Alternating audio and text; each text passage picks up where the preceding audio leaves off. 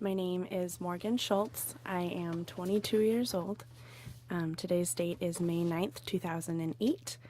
Our location is Sacramento, California, and my relationship to Veronica is roommate.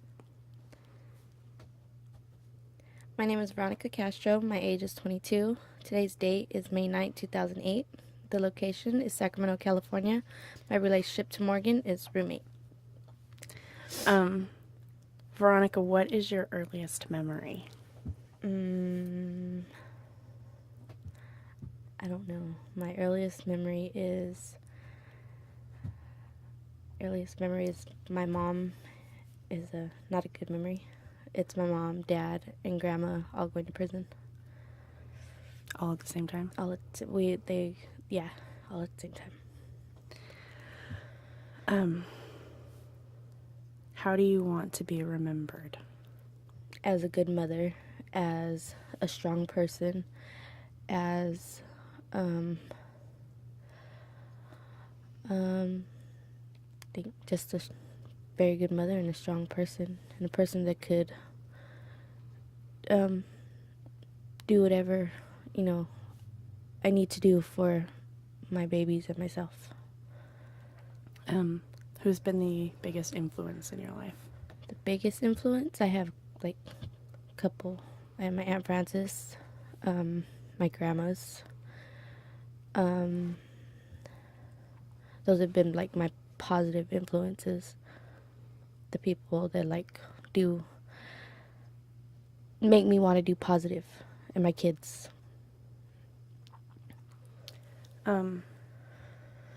What's the happiest moment of your life? When I had my babies. Describe it. It was just seeing their faces for the first time. It was just a feeling I can't explain. It was just the happiest moment. So, describe what it was like when you had Delicia. When I had her, it was painful, but when I saw her, it was just oh my God, this is what I made. This is mine. This is me. This is all me. It was just I don't know. It was wonderful. Who was there? Donnie was there, and my Aunt Frances were in the room. I had a cesarean with her, and they were the first people who saw her with me. What about Demario? Oh, Demario. He was just my boy. I was so excited when I found out I was pregnant with him. I was I'm having a wee-wee. But yeah, it was the best. Was that a C-section too? No. That was natural? Yeah, that was painful. That was more painful. Who was in there for that? Everybody. Drew was there. Donnie, my Aunt Frances, my mom, my grandma Irene, my Aunt Frances, Delicia, Maricela. Oh my gosh. Everybody was in that room. Donnie. What kind of things do you want to accomplish? I want to accomplish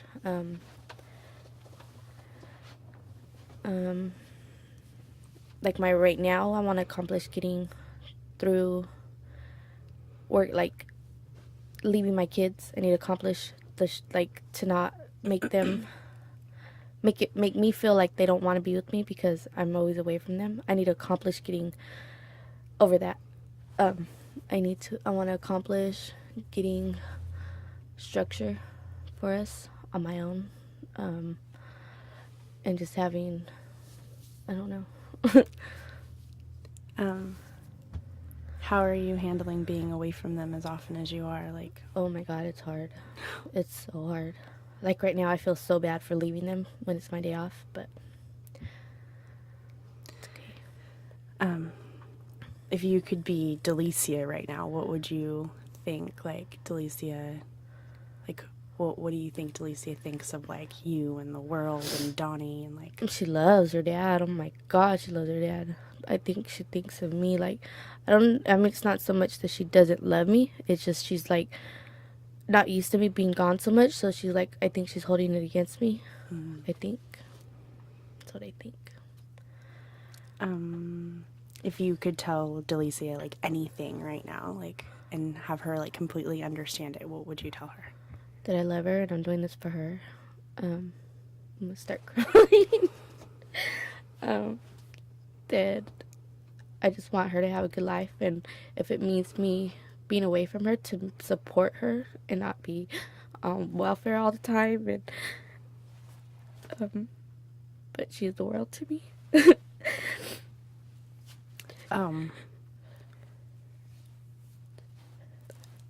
Are there any words of wisdom that you would like to pass along to her? I don't know. I don't know any words of wisdom right now. Okay. I'm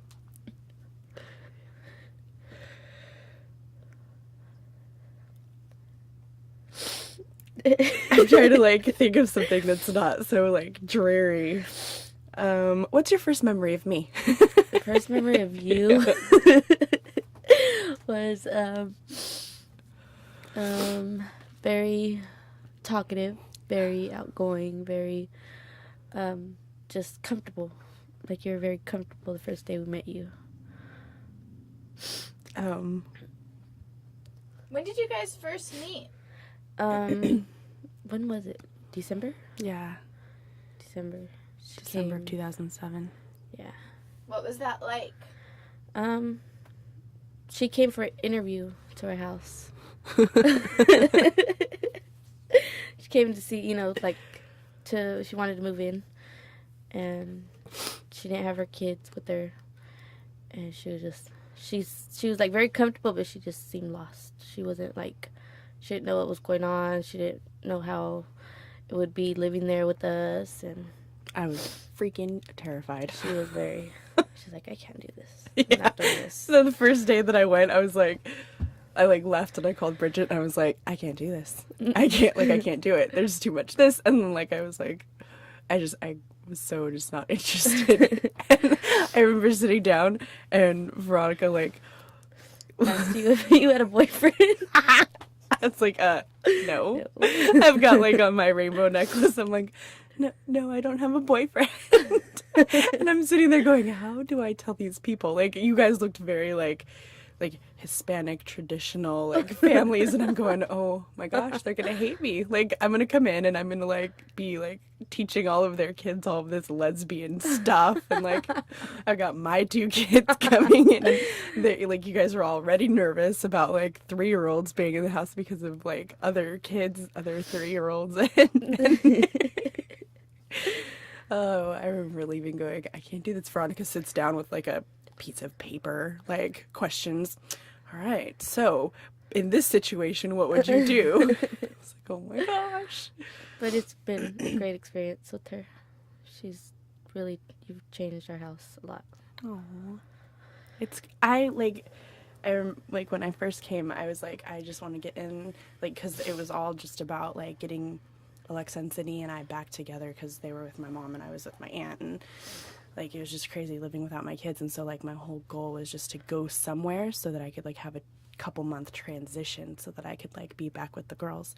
And I can't imagine leaving. There are days that it's so hard, and some people that are just so difficult to deal with, but as a whole, it's great. It's home, you know what I mean? It's home now.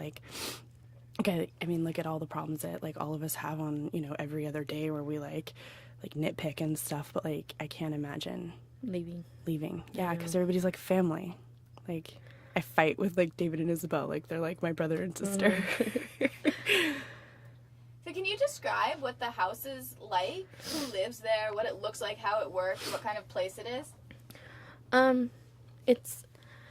It's a mother-baby program, and it's an 18-month program.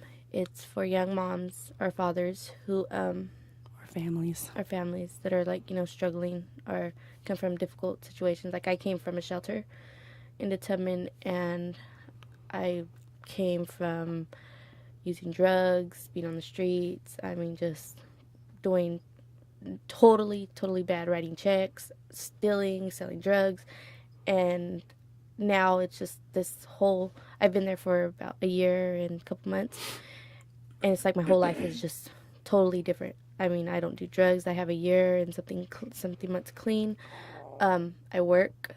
This is my first job ever. My kids are like, they have a schedule. They go to bed at a certain time. We eat dinner all together. We get up in the morning, 9 o'clock. We have to be ready, dressed, ready to do our programs. It's a wonderful place. I love it. I am so grateful for Tubman. Very. I don't know what I would do without them. Yeah, there's like all of us, like I think there's eight adults total In both houses. in both houses. So there's 4 in each, and all of us have kids, and we all are responsible for kind of figuring out like what we want to do with ourselves, how we want to like do the 18-month program, and some of us are in school, some of us are working. There's one couple, there's one family, that's David and Isabel. You met them. And then there's nothing but moms, basically. But we're all, we have chores, we have cook nights, we have, I don't know, it's just like, they set us up for being on our own, basically, and having a structured life and having this, like, a normal life. Yeah.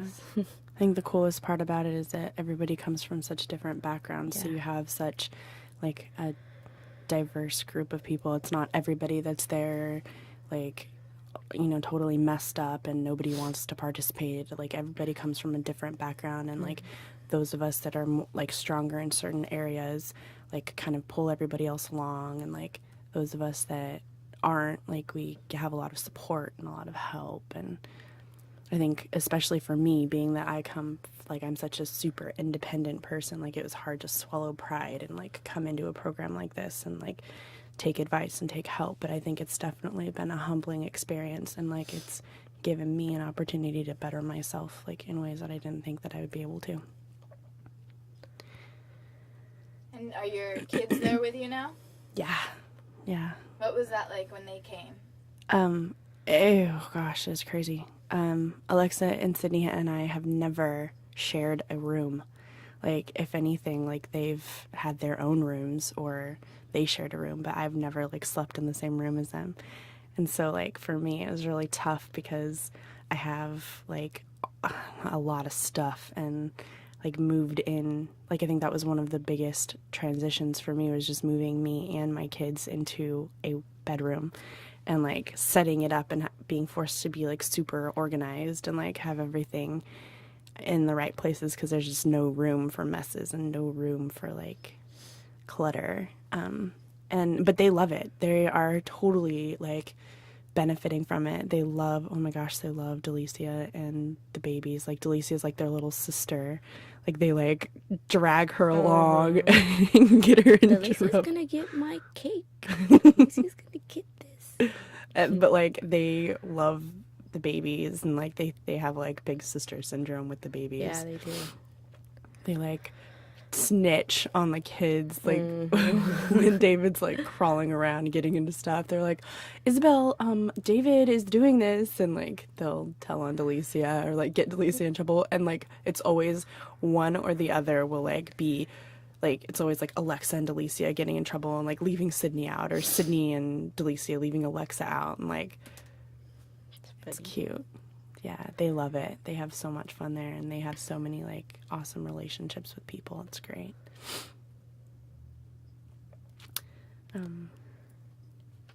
Ask questions, Veronica.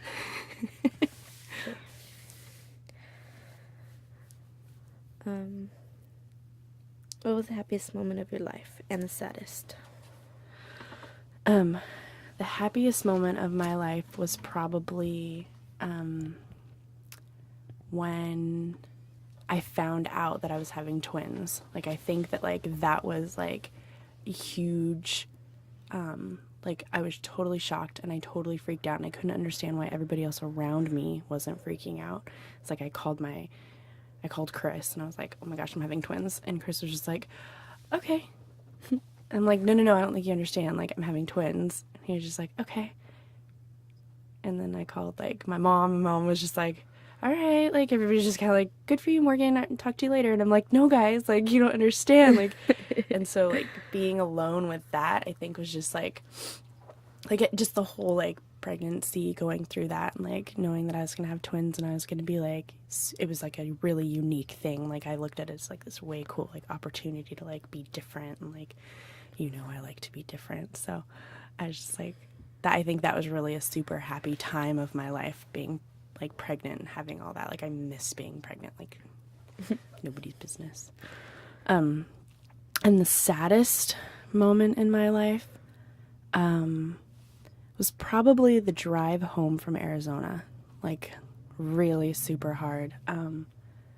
When Chris and I were living in Arizona, and I was like leaving him, leaving Arizona, leaving that life. I think that like just packing up and knowing that like I was doing that, like I think there's a difference between like when you're in, you know, when we were in Sacramento, when we would break up for short periods of time, like I would leave, like that wasn't as dramatic, but like actually getting all of my stuff together and leaving Arizona, and like that drive home, I drove a big U-Haul truck by myself, and like my best friend drove the girls in a car. And so like I had a 13, 14 hour drive like by myself to think about like what I was doing and what I was going to do and where I was going to go and how my life was going to be and what the positives were and what the negatives were and what I was losing. Like it was like constant thinking for 13, 14 hours about like what I was doing and if I was making a mistake. And so I think that probably was the saddest time, but the most growing like opportunity.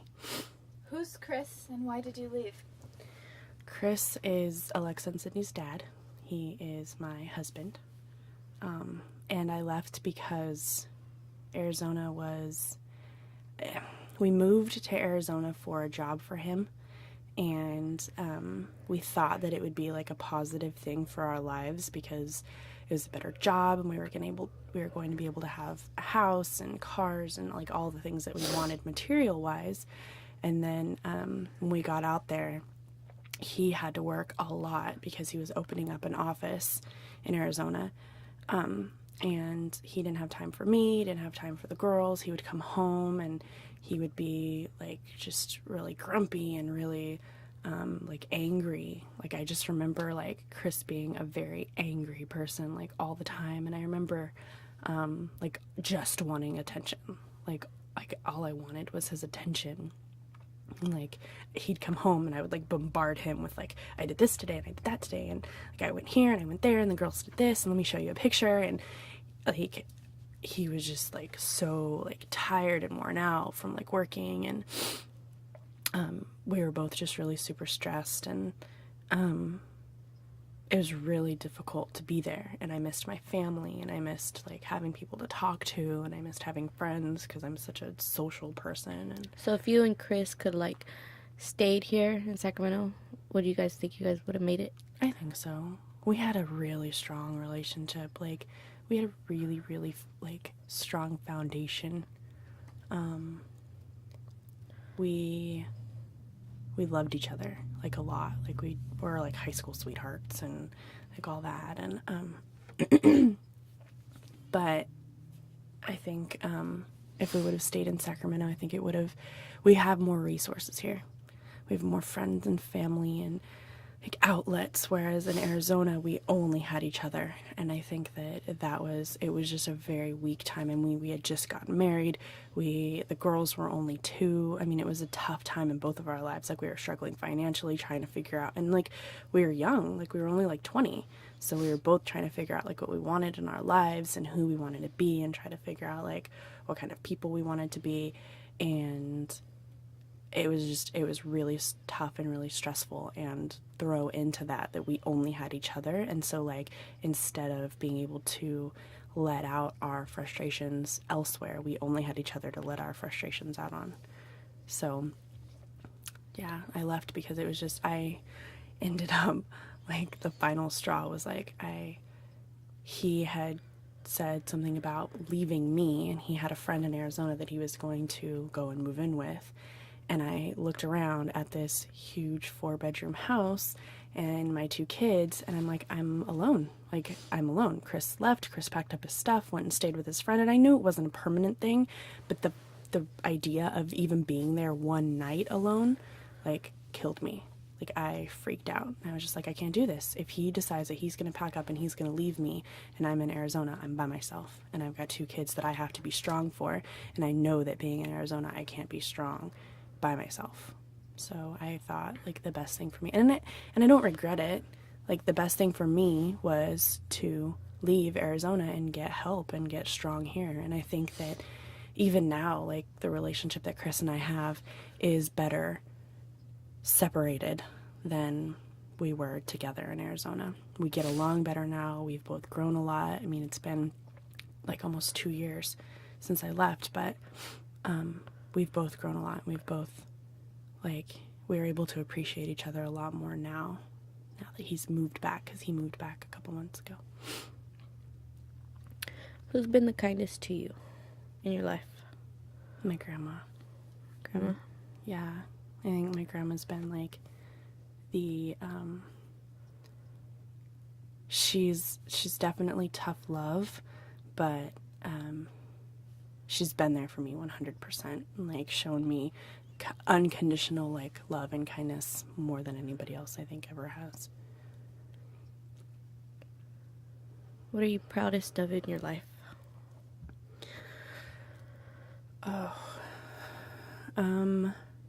My kids. Like, I'm proud of the people that they are and the personalities that they have, and how I've just been able to, like, all of me that I see in them makes me really proud. Like, able to look at them and go, like, yeah, like, they get that from me. Or I know, like, even, like, the negative stuff they do, like, there's things about, like, who they are. I'm just like, yeah, that's from me. But, like, I'm so proud. I'm so proud of the people they are, and, like, how they talk to people and how they communicate. And They communicate very well. and how they, like, their little personalities just shine. Like, people meet Alexa and City and they're just like, wow, they're, like, really neat little kids. Do you have any regrets? Yeah. I think that everything that I've done in my life that hasn't always resulted in good things, I've learned from. Like, I think that I've done a good job of learning from my mistakes, but I definitely regret not always thinking everything through. Like, I definitely have a tendency to, when I get something in my head, just going for it and not, like, always thinking about the consequences. And so I think that if I would just stop and take the time to really look at what I'm doing and where I'm going and the decisions that I'm making, I think it would be more helpful. So I definitely regret, like, not taking the time to just, like, sit back and breathe.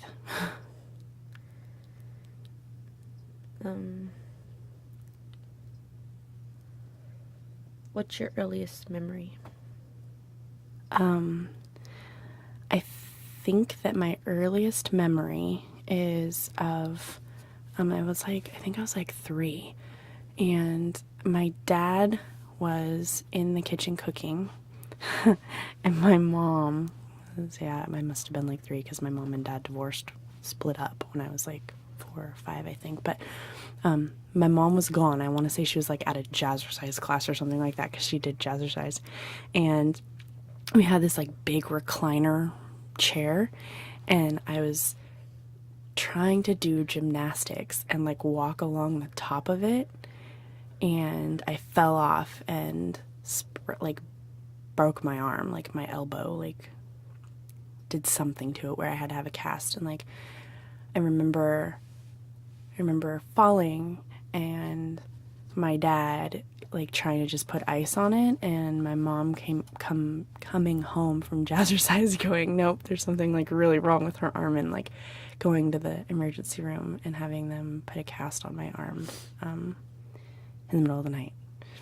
It was like really super late. I was really young, but I remember like going to the emergency room and sitting there and thinking it was so cool that I was getting a cast. How has your life been different than what you imagined? I imagine, well, first of all, I didn't want kids. I didn't want to have kids. I wanted to go to school. I wanted to, like, I love learning, and I love, like, I wanted to make, like, a huge influence on the world and travel, and, like, I wanted to get into politics and stuff like that, and I never, like, I never imagined being a parent. Like, I wanted to go to law school and become an attorney and be like super power woman. And having kids just kind of put a big stop to it, and it changed my priorities. Like, I can't imagine having a career where I have to be away from my kids all the time, and so yeah, I think that's just my life's just different than what I expected it to be. What about you, Veronica? How's your life been different than you expected? Oh my gosh. I wanted babies, but I didn't imagine, like, when I had my daughter, when I had kids, I thought I was going to be, like, this super mom, this, I don't know. I mean, now I see myself as that, but, like, at first, me and her dad, we split up, and that was just, like, the worst time ever in my life. I had a lot of bad times, like, with my mom and dad and stuff, but this was just, like, a pain that I couldn't imagine feeling. And I started using drugs again, and I put my daughter through running around, being at different people's houses, and I never imagined being a mom like that. I always told myself, I'm not going to be a mom like my mom. I'm not going to be like my mom. I'm not going to be like all these other mothers that use drugs and take their kids house to house. I mean, I didn't do half as much as they did to their kids, or to me, like my mom did to me, but I did it to my daughter. And that was like, I never imagined myself doing that. And then I never imagined myself being where I'm at today. Like, when I was younger, I always imagined myself being a shot caller, a drug dealer, somebody who had, like, this name, like, I don't know, just, I never imagined myself being like I am today. Like, now I see myself not as weak, but, like, not like I used to be. I'm not tough. I'm not, I feel like a square now. And I never imagined myself being square. I always wanted to party, and I always wanted to run around. Now everyone's like, let's go kick it, let's go out, let's go do this. I'm like, I don't want to. I want to go home with my kids and go to sleep. And they get mad, but I don't even care. It's just like, this is how I want to be now. And I never imagined myself like that at all. But I like it. I love being home with my babies. What's your favorite part about being home with them? My she's a character. She is so funny. She is the funniest little girl. She's bad. And she is so bad. And my son is just like, I just love to be with them, and, like, I don't know. It's just, I love it. I just love being with them. And my daughter doesn't like to be with me now. Oh, yeah, she does. No, she doesn't. I was trying to hold her the other day, and she wants is her dad and my mom. But Mario, my son, oh my God, he loves me. Right when he sees me, he just, like, and that just brightens up my whole day. That just makes me feel like the strongest person ever. Like, can't nobody bring me down when I'm with them. I feel like a powerful person when I'm with my babies. I love them. They're everything.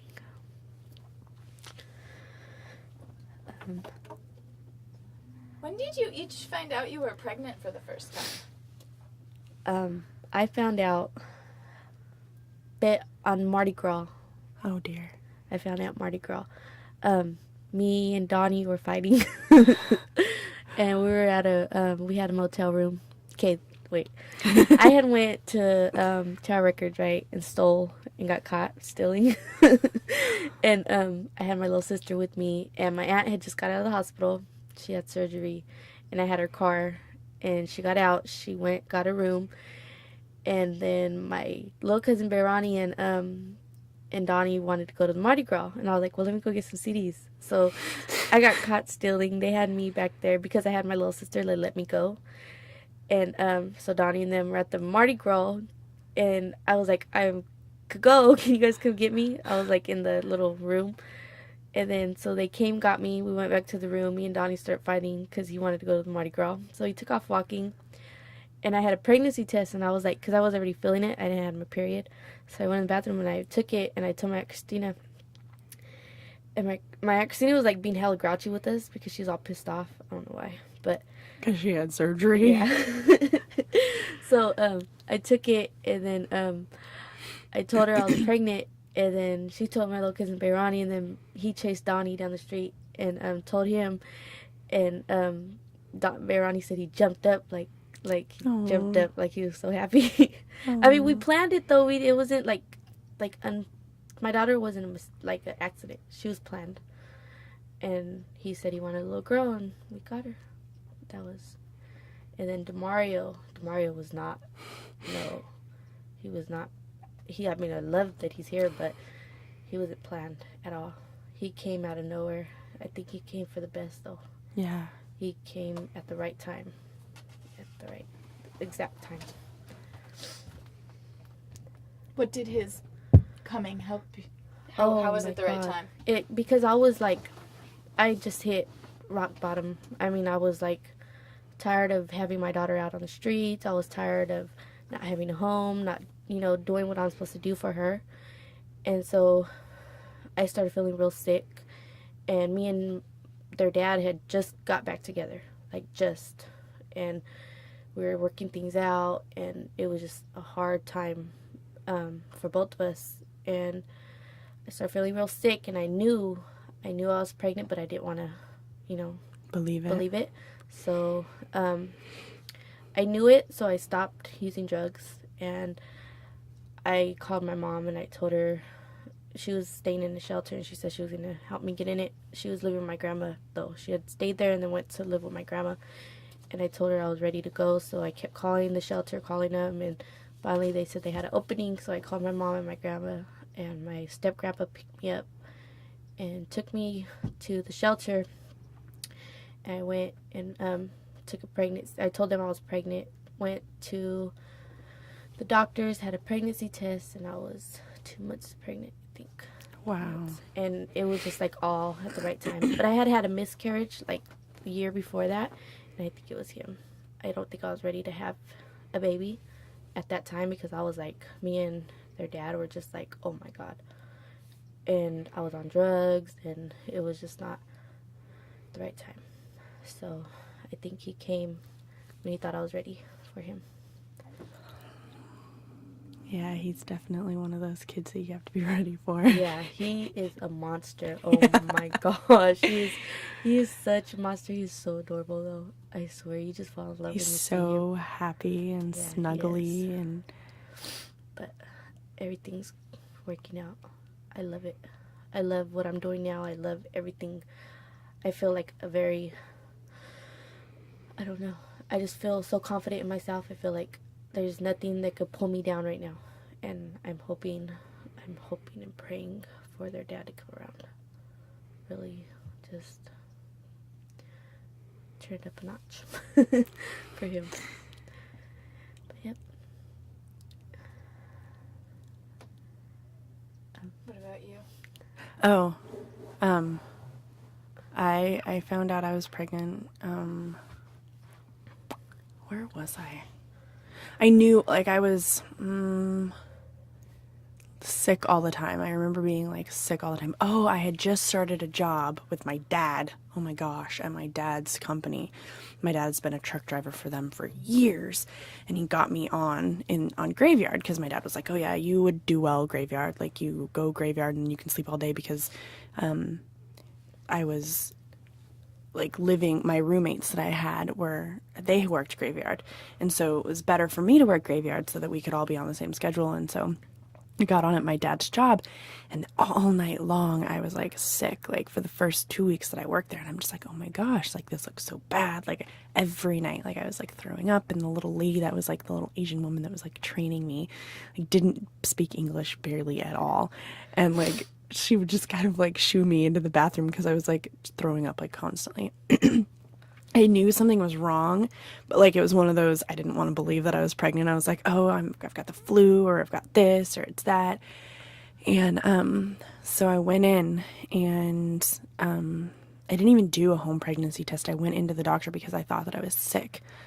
Because I was like, all I wanted to do all the time was sleep and eat and throw up, and I was pregnant. And I remember going in and thinking, I can't do this. I don't know what the heck I'm going to do. Like, I want to go to college. I was like a senior in high school, and like I was like on all these different sports, and I was just like, I can't have a baby. But I sat, well, no, I thought I was only one, and I sat down with Chris, and Chris was just like, okay, we can do this. Like, we'll figure it out. And so I moved in with I had already been living with these roommates, but like I technically was like still living at home, but like moved in with my roommates.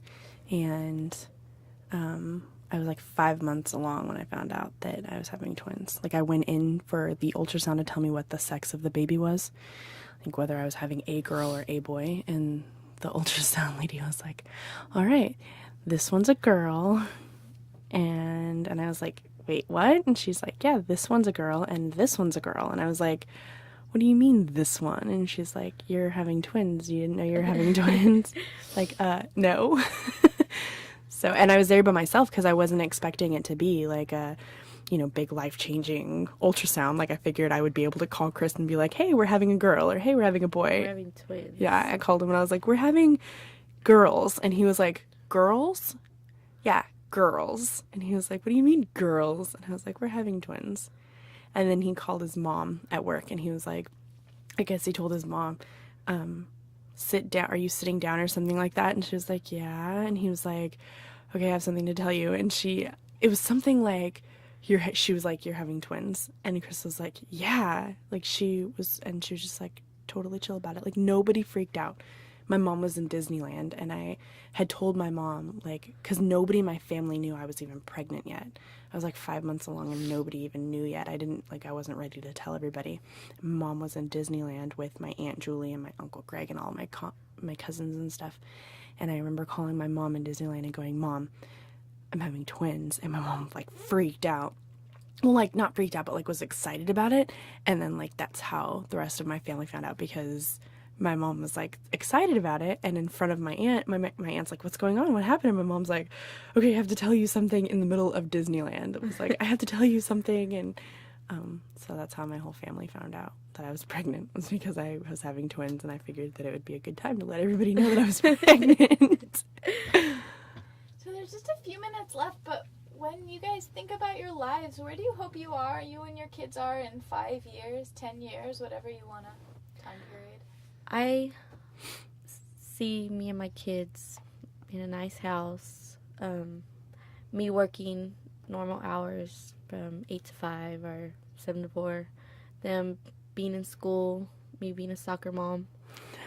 Veronica's soccer mom. So bad. I want to be involved with my kids with everything. I don't want to miss one moment. Like now that I'm working, I don't want to miss a moment with my son because he's starting all kinds of new things, but I have to. But when they're older and in school, I don't want to be away for no moment at all. I want to be there for every little detail of their little lives. That's where I see myself, as a soccer mom, and a nice home. I see myself finishing school. I want to do like social work. I want my kids to be well-rounded, and I want them to do well in school. I want to have a comfortable home. I want to live somewhere like Midtown or something like that, and have the girls in like a neat school where they can that's more character building than academic.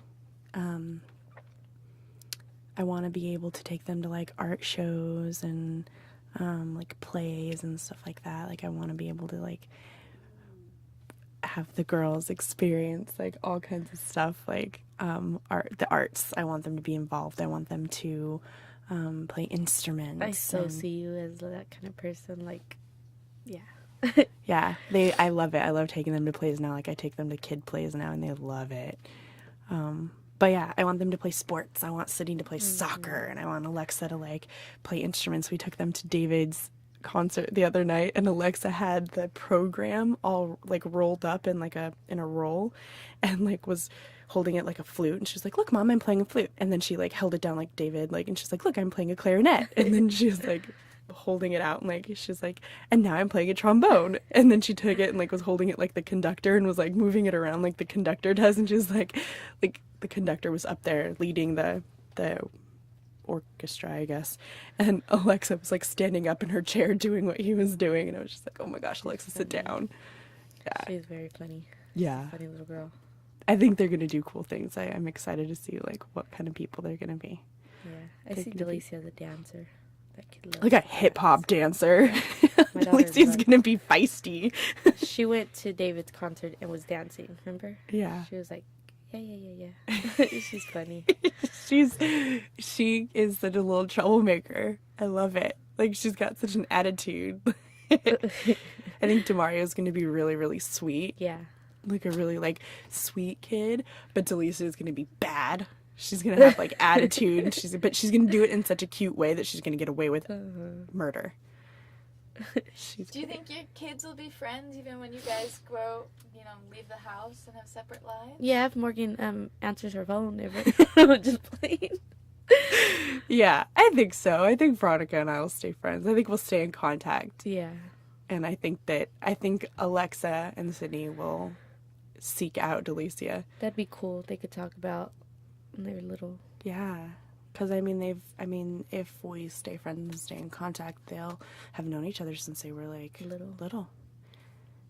I think so. I think they'll be friends. I think Alexa and Delicia will be able to. Alexa and Delicia, yeah. Cindy and Delicia. Yeah. Sydney's just, she's a different character. Yeah, totally different. I don't think Sydney's going to be the kind of kid that's going to be able to keep, like, many friends because she's got such a bad attitude. Yeah. And she don't care. No, she doesn't. She's like, I don't like you, and that's okay with me. Mm-hmm. No, I think that's it.